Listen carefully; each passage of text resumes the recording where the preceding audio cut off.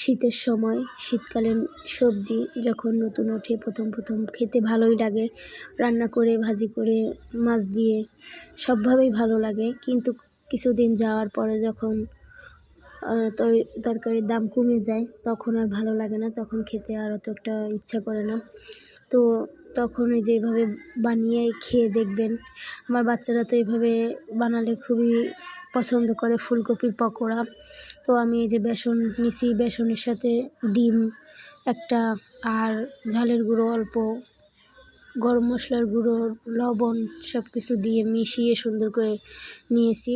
তারপরে ফুলকপিগুলো হালকা মানে আধা সিদ্ধ করে নিয়েছি, একেবারে পুরো সিদ্ধ করা যাবে না। তো এই যে তারপরে তেল গরম করে এই বেসনের এইটার সঙ্গে ভালো করে মিক্স করে তারপরে এই তেলে আমি এটা ভাজবো। পকোড়াগুলো গরম গরম খেতে এই শীতের সময় ভালোই